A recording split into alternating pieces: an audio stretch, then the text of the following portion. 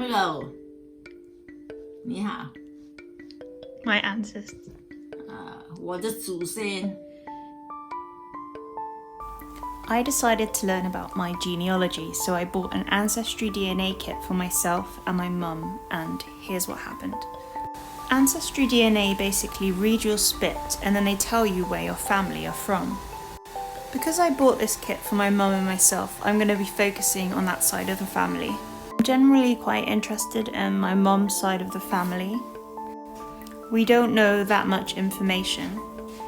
I do know that my great-grandfather looked like a Chinese Pharrell Williams.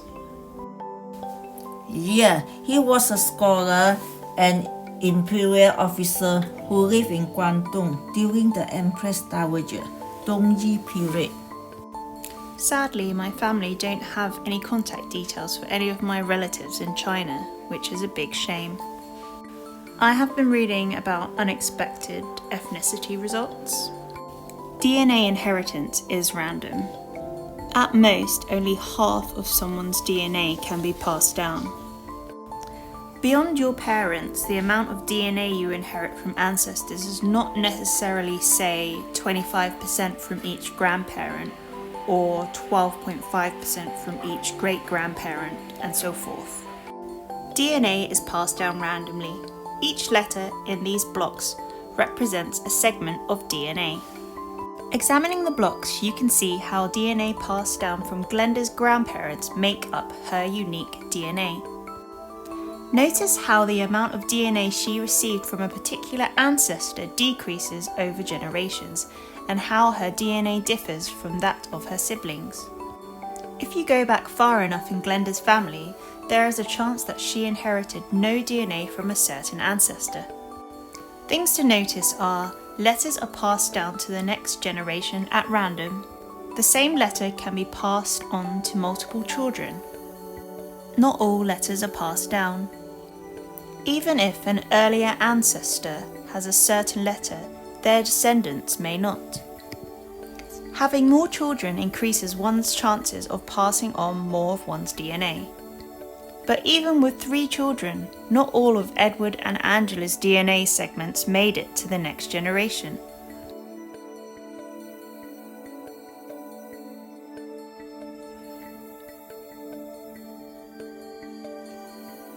Do you think you are 100% Chinese? 我是100%中国人，我是100%中国人。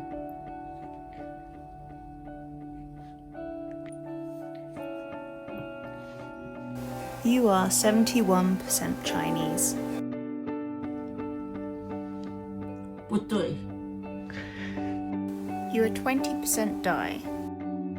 不知道。And you are 9% Vietnamese.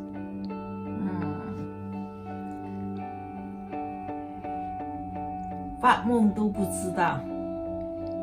What does that mean? That means even in my dream, I don't even know. How do you feel? 没关系。这个是很久很久以前的事，我不知道。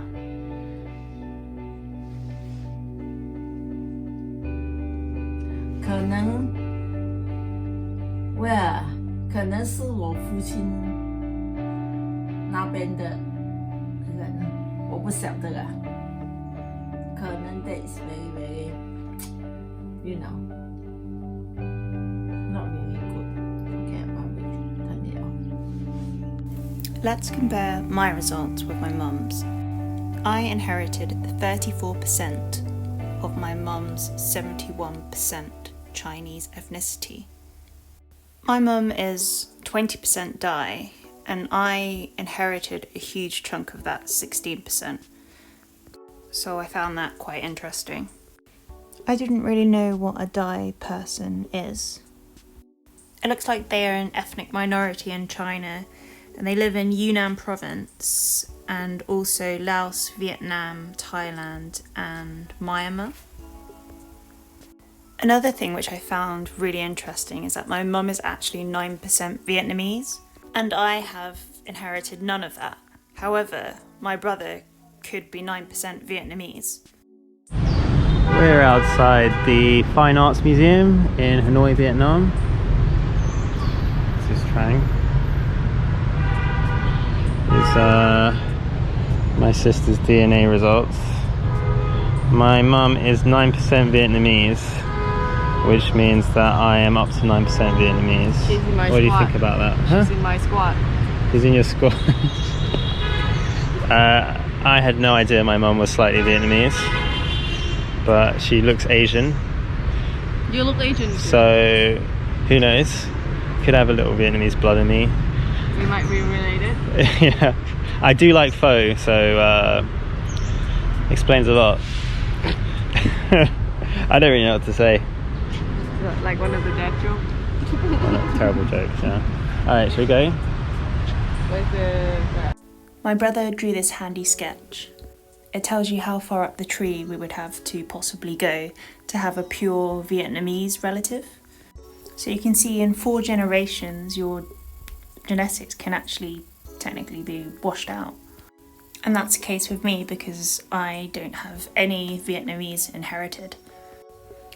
In this family tree, that's only about 150 years ago. What I also find really interesting is it could have been possible that I was 50% Vietnamese. It would have been highly unlikely, but possible.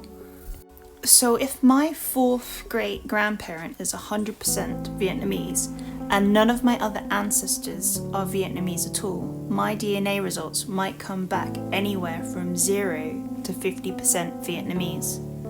This depends on which genes I inherited from my part Vietnamese parent.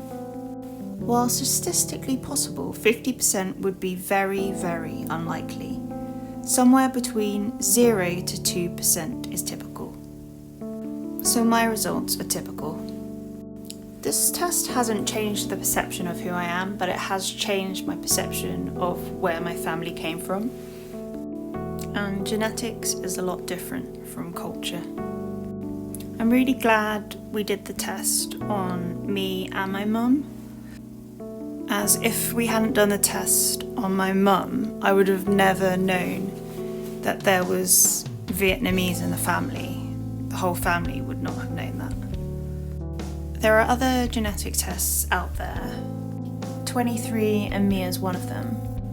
It's an American company, co-founded by a lady who was the wife of a Google co-founder, I believe. There's also 23MoFang, which is based in Chengdu. I know there's a big divergence between the two countries and the regulations of the industry. To me, both of these companies appeal to customers that want to make more informed decisions about their health. With hindsight, I kind of wonder if I should have done 23MoFang instead of AncestryDNA. This is mainly because I felt like AncestryDNA couldn't give me detailed information about my Chinese ethnicity, while it gave me quite a lot of information about my English ethnicity. Thanks so much for watching this video. I hope you enjoy it. Smash the like button if you want to know more about your ancestors too. Leave a comment. Let me know what you think. And we will see you your next time.